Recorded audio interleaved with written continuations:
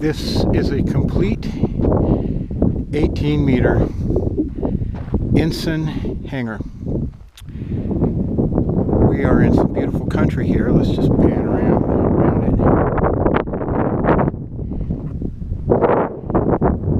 it. This is about 35 miles outside of Moab, Utah. The Colorado River is just down at the base of those bluffs. This hangar is painted brown so that it blends in like a shadow into the background. They really don't want it sticking out like a sore thumb. The folks who live here are pretty sympathetic to the natural environment.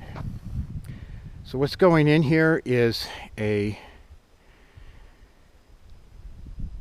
electric self-launching glider. So it has an electric motor that takes it up off the ground, and it self-launches, and then they fold the motor in and fly the plane. And I've been watching around here. There's plenty of lift around here. I hope the wind is not too bad. I don't have an external microphone. Excuses. But everything I can do to this hangar is done. It's up, it's running, it's functioning. They do need to put a track in here to guide the plane into the hangar, and it's a tricycle landing gear, and they're going to do that after they do the final grade. You can see they're still a foot high over there on that side of the hangar, and that's, again, they're tucking this hangar down into the earth so that visually from their property down below and from the road up above, it's very inoffensive. So the doors are open, solar panels there, pointed south, of course. It's got about a 42-degree rake on it, I think. Let's go in and close this up because it's time to take the keys down to the owner.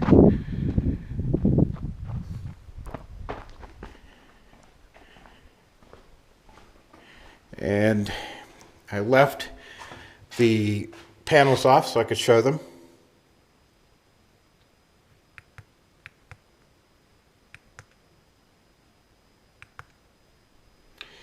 And we've got voltmeter. We're at 12.6. It started pretty low. It was batteries, purchased a bunch of them, I don't know, a year ago, and it's been setting. So it started at around 12 volts, and it's been coming up, and I've been running the store up and down because I've been testing it. So here's the switch.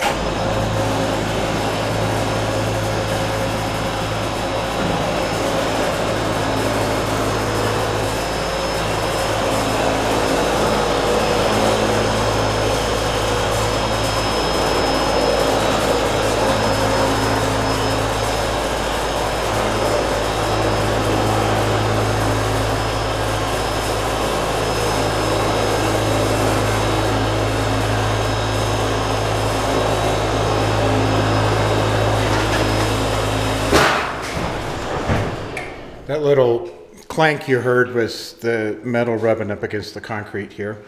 This is interesting. This is the limit switch. Tells it when it's down, tells it when it's up, reverses the polarity for us so that it runs up and down.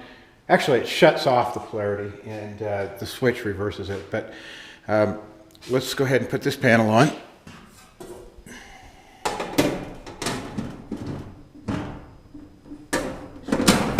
Good.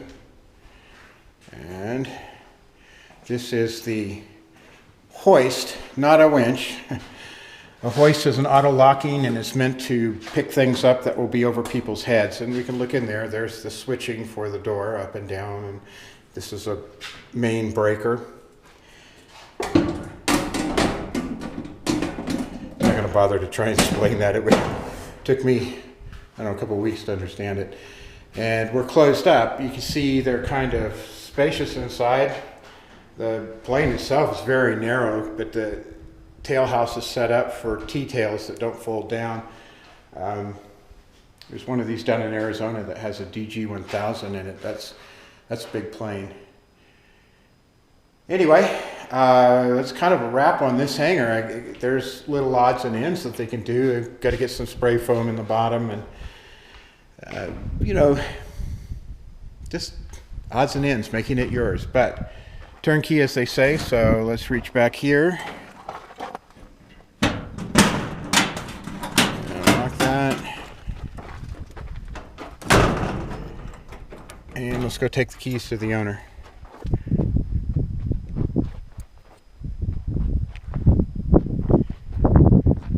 Last thing I'll say about this is that entire building, that structure, 18 meters wide, came in that trailer, and that trailer had all of the equipment and material needed to put the building up. It was towed behind a F-250 pickup truck. The only thing that has to be done before I get here is these piers that go underneath the concrete. They need to be installed, and there are 3 of them. There's one in the back, and there's one at either end of the wing house. And you can just put concrete blocks down. You don't even have to be worried about putting the bolts in, even though that's better to do it, because we can drill in and epoxy the bolts in if we have to. Also, I should mention, this is 2 men at 40 hours apiece to get this done. The first day was unloading everything, laying it out, priming the bottoms of the frames where they touch the concrete and they touch each other.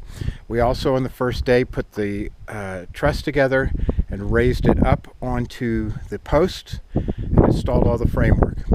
On the second day we did on the second day I painted all of the truss work in metal. And I'll bet that wind is noisy, but it's been calm all day, I swear. Anyway, it takes a day to paint everything, and that's just one person. But on the day after last, the one person needs to kind of come back and touch things up. But the third day is installing metal siding, 4th day metal siding and roof, and the 5th day is putting in all the hardware, the electrical, hanging the doors, putting the guy wires in, and cleaning up everything and getting it just ready to go up. And look at this, I almost left my favorite big old crescent wrench. I was putting that nut on. That would have made me sad. So I said it a few minutes ago, but let's really do it this time. Let's go give the owner the keys, and I'm going to hook up the trailer. The Colorado River's right down there. I might walk down to the river and splash some water on my face, maybe even take a dip if I can find a safe spot. And I'm going back to Southern California.